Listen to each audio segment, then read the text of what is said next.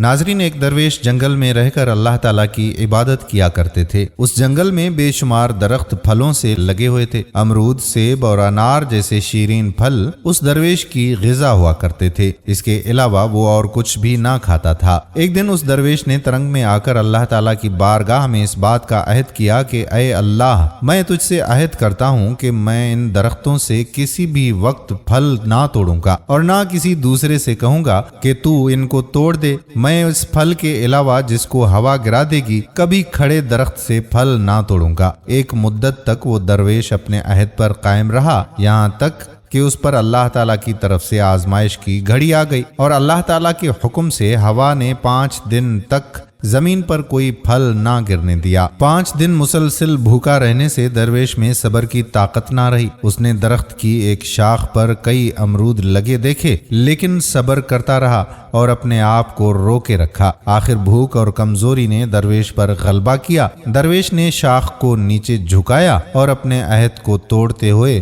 امرود کے درخت سے پھل توڑ لیا۔ جیسے ہی درویش نے درخت سے پھل توڑا، امتحان میں فیل ہو گیا۔ اللہ تعالیٰ کی بارگاہ اقدس سے اس کو فوراً سزا دی گئی۔ وہ اس طرح کہ اتفاق سے اس دن چوروں کے ایک گروہ نے بے شمار سونا اور چاندی لوٹ کر جنگل کا رخ کیا اور جس جگہ پر درویش کا ٹھکانہ تھا اس کے نزدیک ہی بیٹھ کر آپس میں چوری کا مال بانٹنے لگے۔ اسی اثنا میں کسی نے کوتوال کو مخبری کر دی تو کوتوال کے آدمی جلدی سے وہاں پر پہنچے۔ چوروں نے جب کوتوال کے آدمیوں کو دیکھا تو ادھر ادھر بھاگ دوڑ کرنے لگے، مگر جلد ہی پکڑے گئے۔ چوروں کے ساتھ کوتوال کے آدمیوں نے اس درویش کو بھی چوروں کا ساتھی سمجھ کر دھر لیا اور گرفتار کر کے کوتوال کے پاس پیش کر دیا۔ کوتوال نے سب کے ہاتھ کاٹ دینے کا حکم دے دیا۔ جلاد نے سب کے ہاتھ کاٹ دیے اور اس کے ساتھ ہی اس درویش کے ہاتھ کو بھی کاٹ دیا گیا۔ اچانک وہاں پر ایک گھڑ سوار آیا اور اس نے جلاد کو تھپڑ رسید کرتے ہوئے کہا کہ یہ بزرگ تو اللہ تعالیٰ کے ابدال میں سے ہے، تم نے اس کا ہاتھ کیوں کاٹ دیا؟ جلاد فوراً وہاں سے بھاگا اور جا کر کوتوال کو مطلع کیا تو کوتوال ننگے پاؤں دوڑتا ہوا آیا اور درویش سے معافی مانگنے لگا۔ کہا اے بزرگوار،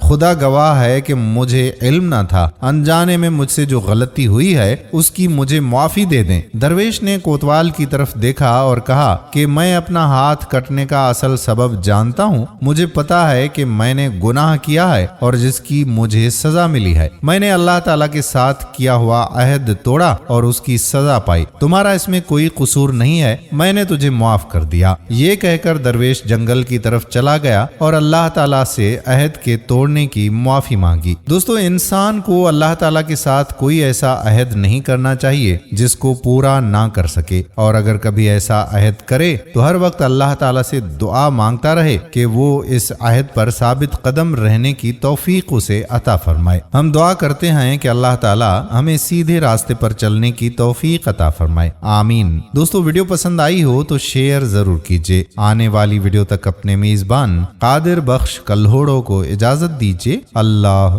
حافظ۔